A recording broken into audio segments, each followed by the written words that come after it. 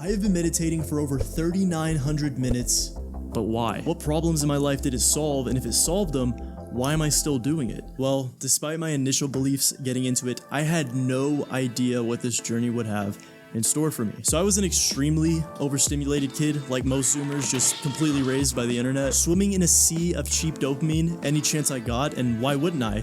I would be bored if not. Video games, porn, YouTube, Instagram were all permanent residents in my mental real estate. But while it all seemed pleasurable in the moment, as my teenage years came to an end, I began to see the hole I have dug myself in. The very lifestyle that was granting all this free, instant gratification was coming with a hidden fee. I was entering my 20s a porn addict with social anxiety, no purpose, no progress in life, and almost zero control over my own mind. I'll spare you the details, but it was getting to the point where many mornings I was wishing I didn't have to wake up. Something needed to change, because if not, my mental suffering and failure to create a good life would become unbearable. So I started reading books, doing challenges like 75 Hard, and desperately trying to get a no-fap streak past 3 days.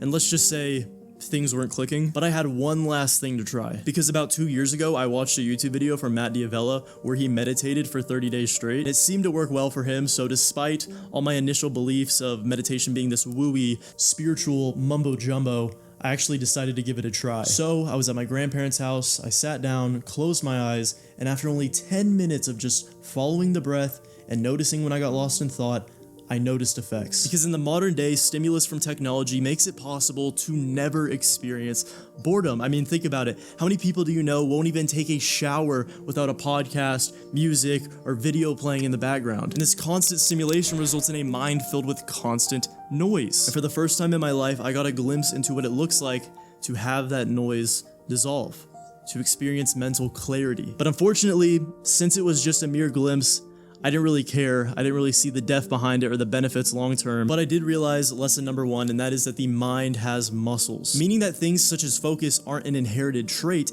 It is a skill that you can build upon and strengthen like a muscle. And I noticed that warming up this muscle of focus and entering the gym in a more mindful state allowed me to be more dialed in during my workout, which sadly was all I cared about at the time. And after a couple times meditating here and there, I just kind of stopped. So 2 years in the future, reflecting on that, I decided to try it again, but not for my shallow previous reasons and not to reach some peak Zen state, but to escape the mental hell I'm currently in. So to start off, I began meditating before social events because I noticed it finally gave me an ounce of control over my social anxiety. Through this, I learned lesson 2, which is the power of now. One of the core principles in mindfulness and meditation is presence, and building this presence allowed me to stay in the moment when interacting with other people, pulling me out of my head. Plus, the focus benefits that I was building up allowed me to not get distracted mid-conversation with others. And this increased presence was also improving my mental health. Meditation trains you to realize that the past and the future don't really exist. You either experience memories, which are just thoughts,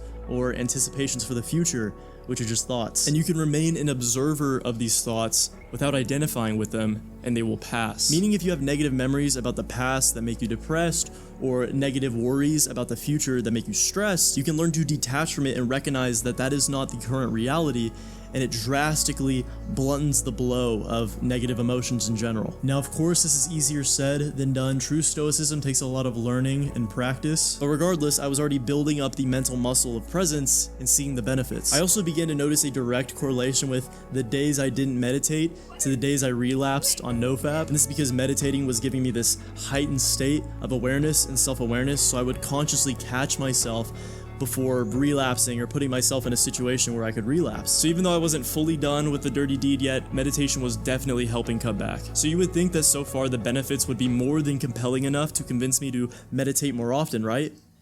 Well, unfortunately not, because I got comfortable. I started getting back into bad habits like playing video games and watching streamers on YouTube. Because I still didn't have this deep sense of purpose or any clarity on my goals, I thought that I got all I needed out of meditation, even though in reality, I was only scratching the surface. So I continued struggling with nofap, mental health, and a resurrected video game addiction. I'm half-assing my self-improvement, half-assing my goals, and thus half-assing my life. It became clear to me that I was slipping back down, and if I didn't do something about it, I'd end up right back where I was at the start. So I began to revive my passion for self-development through reading books and podcasts, and I finally started meditating again. This time around, I decided to implement it into my daily routine, meditating for 10 to 20 minutes almost every day. And when I did that, I started to see the next benefit, because flow state is a form of mindfulness, and meditation increases your mindfulness, so I was getting into flow state more often in my work. So this, coupled with my increasing capacity for deep focus, skyrocketed my productivity. Not only could I focus longer, but the quality of my work was the highest it has ever been. And through this consistency, I began to truly understand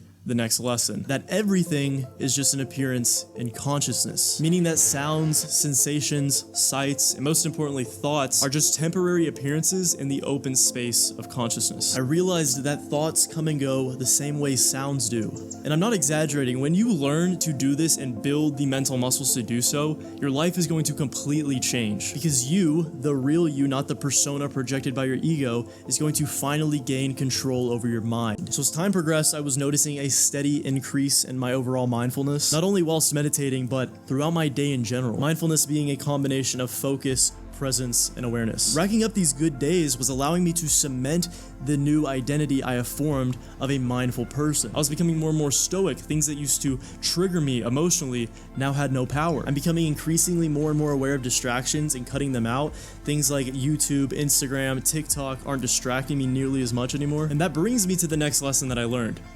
Boredom isn't real. Meditation proves that something as simple as noticing the breath, observing thoughts, staring into space, hearing the sounds of your environment, and feeling the sensations of the body can become one of the most compelling things you will ever do. And this idea of a sense of boredom that we create actually comes from other processes in the brain. For example, you take the average man and sit him down in a chair for 10 minutes, and he'll begin to squirm. And this discomfort he's experiencing isn't boredom, it is going without his addictions. Video games, porn, TikTok, useless YouTube videos are inherently addictive because they elicit these cheap but high dopamine releases without any effort. And things like this are a great escape for people who aren't where they want to be in life. They can just stick their head in the dirt or their phone. Boredom is just an excuse to run back into the arms of unconscious, cheap pleasure. So as I continued meditating, the combination of increasing my self-awareness and cutting out the noise from distractions finally brought me true clarity. And it was through this clarity that I finally was able to discover